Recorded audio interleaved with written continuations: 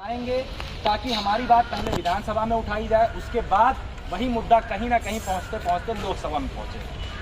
दूसरी सबसे महत्वपूर्ण चीज़ ये है कि अभी आधे छात्रों के मन में ये चल रहा है कि 20 तारीख को सीटेट का पेपर लगा हुआ है। अब सीटेट का पेपर दे या ना दे, खास तौर पर बीएड वालों के मन में ये संशय बना हुआ है। मेरी बात अगर आप लोग माने तो सीटेट का पेपर जिन्होंने फॉर्म भरा है वो जरूर दें, और जैसे आप नॉर्मल पेपर देते हैं तैयारी करके वैसे ही दें। अभी इस चीज़ को आप बिल्कुल भी ना मानिए कि बीएड पूरी तरीके से बाहर हो चुका है। बीएड को बाहर ना हो इस वजह से हम लोग इतना संघर्ष कर रहे हैं, और खाली हरदोई में ही नहीं, हर जिले में अपने अपने स्तर पे जो लोग हैं वो लगे हुए हैं। अभी मैंने कल एक वीडियो देखा था, वहाँ पे लोग रात में मोर्चा निकाल रहे हैं। मतलब दिन में तो मोर्चे चल ही रहे हैं, साथ में वो लोग रात में भी मोर्चा निकाल रहे हैं। क्यों? क्योंकि उन सभी को पता है कि यही समय है दबाव डालने का। 2024 में चुनाव है, 100% सरकार हमारी बात सुनेगी। फैसला सरकार के ऊपर है क्या करती है क्या नहीं करती है, लेकिन हमारी बात को इग्नोर नहीं किया जाएगा। तो आप लोग अपने मन से ये चीज़ कतई निकाल दीजिए कि सीटेट का पेपर देना बेकार है। बिल्कुल बेकार नहीं है। सीटेट का पेपर वैसे ही दीजिए जैसे आप लोगों ने पहले यूपी टेट का दिया है या आप बाकी एग्जाम्स दे रहे हैं। और आपके पेपर को देखते हुए भी अभी हम लोग जो कुछ कार्यक्रम है हमारे, जैसे कि अभी उत्कर्ष भैया ने बताया था उस दिन की डिग्री की फोटोकॉपी जलाने का कार्यक्रम हम लोगों ने आयोजित किया था, वो हम लोग अभी नहीं करेंगे, क्योंकि उसमें हमें ज़्यादा से ज़्यादा आप लोगों की ज़रूरत है। हम 5 लोगों के, हम 10 लोगों के किसी के पास जाने से, कुछ भी कहने से, कोई भी कार्यक्रम करने से आवाज़ बुलंद नहीं होगी। आवाज़ बुलंद तब होगी जब आप सभी लोग अपने हक के लिए आगे आएंगे। सिर्फ 5 लोगों से कुछ नहीं होगा, आप लोगों को जागना पड़ेगा। अगर 5 लोगों से होना होता तो शायद हम लोग आपके पास इतनी कह सकते हैं विनती करने नहीं आते, क्योंकि हम लोग अपने के साथ साथ आप लोगों का हक भी चाहते हैं। किसी के साथ भी अन्याय नहीं होना चाहिए। आप लोग उन लोगों के बारे में सोचिए जिनकी उम्र इस समय 35-36 साल हो चुकी है। उनके विचारों के लिए सब कुछ खत्म हो चुका है अगर देखा जाए।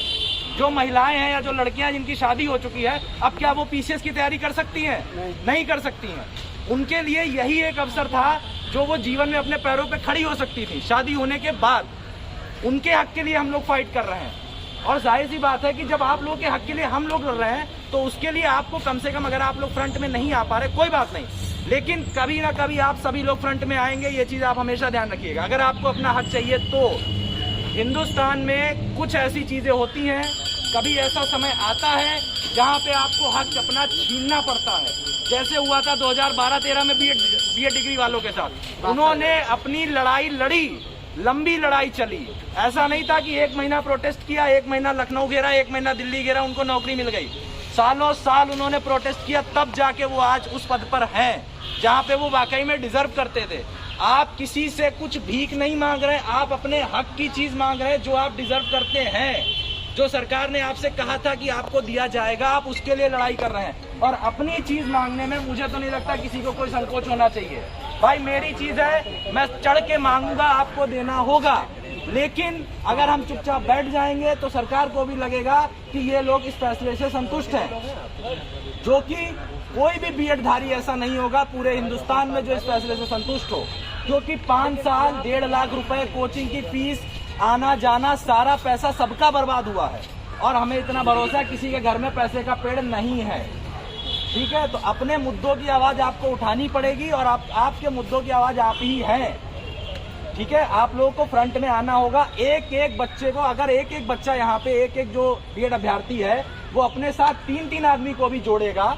जैसे आप लोगों ने एक सुना था, जय हो में डायलॉग बोला गया था कि एक इंसान की मदद, 3 इंसान की मदद करो, उनसे बोलो आगे 3 की करें। तो पूरे देश में कितनी ज्यादा कह सकते हैं एक तरीके से क्रांति तरीका हो जाएगी हम लोगों की, और वही आजकल हो रहा है हर जगह में। आप लोगों को जान के बहुत खुशी होगी कि पूरे देश में जितने आंदोलन चल रहे हैं उसमें कहीं ना कहीं हमारा हरदोई का जो आंदोलन है वो अगर पहले पे नहीं हम बता सकते तो टॉप 5 में तो है ही है। क्योंकि उस दिन जो हम लोगों ने मार्च निकाला था, उस मार्च में हमारे हरदोई की तस्वीरें हर न्यूज चैनल ने दिखाई हैं, उस वीडियो को हर यूट्यूब चैनल ने वायरल किया है। क्यों? क्योंकि हम लोगों की क्रांति कहीं ना कहीं बहुत आगे बढ़ रही है। शुरुआत किसी ना किसी को करनी थी, हम लोगों ने करी है। नहीं, वो लोग, कोई लोग नहीं कर पा रहा है तो कोई बात नहीं, लेकिन किसी ना किसी को तो आगे आना पड़ेगा। हम हरदोई वाले आगे आए अपने हक के लिए, और इसमें हमें कोई शर्म की बात नहीं है, क्योंकि ये हमारा हक है और हम इसे लेके रहेंगे। ठीक।